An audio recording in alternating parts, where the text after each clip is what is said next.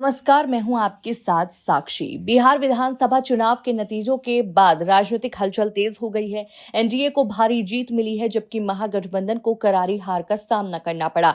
दूसरी ओर प्रशांत किशोर के नेतृत्व वाले जनसुराज का खाता तक नहीं खुल सका और पार्टी को एक भी सीट नहीं मिली। इन्हीं परिणामों के बीच जनसुराज से चंपाटिया सीट पर चुनाव लड़ने वाले यूट्यूबर से नेता बने मनीष कश्यप का दर्द सोशल मीडिया पर खुलकर सामने आया है।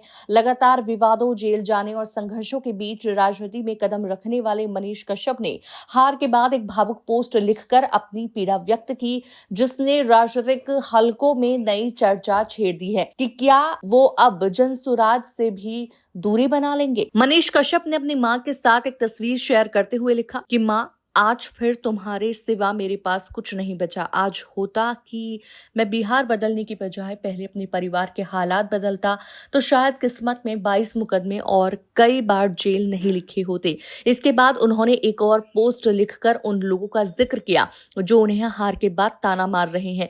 मनीष ने साफ कहा कि 37,172 वोट उन्हें किसी जाति या पार्टी के आधार पर नहीं बल्कि पूरी तरह उनके अपने दम पर मिले हैं। यही लाइन अब चर्चा का विषय बन गई है। क्या ये जनसुराज नेतृत्व से नाराजगी का संकेत है?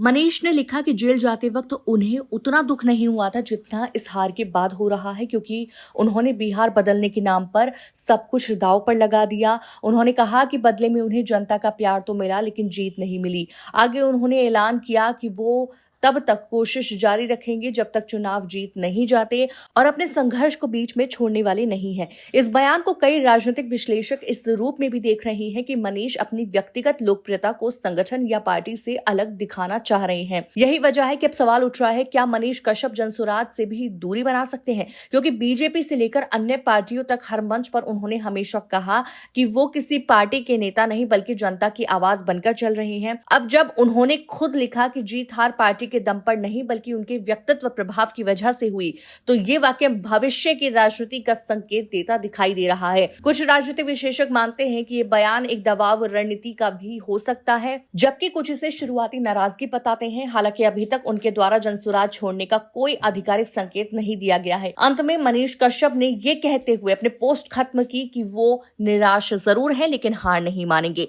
और अपने मकसद के लिए संघर्ष जारी रखेंगे। बिहार की राजनीति में उनका ये भावुक संदेश समर्थकों के बीच तेजी से वायरल हो रहा है और अब सभी की निगाह इस बात पर है कि क्या आने वाले दिनों में वो अपनी राजनीतिक राह जनसुराज से अलग तय करेंगे या पार्टी के साथ रहकर अगले चुनावों की तैयारी करेंगे। बिहार की राजनीति में कई सवाल खड़े हो चुके हैं और आने वाले दिनों में मनीष कश्यप इसका क्या जवाब देते हैं, इस पर सभी की नजर बनी रहेगी।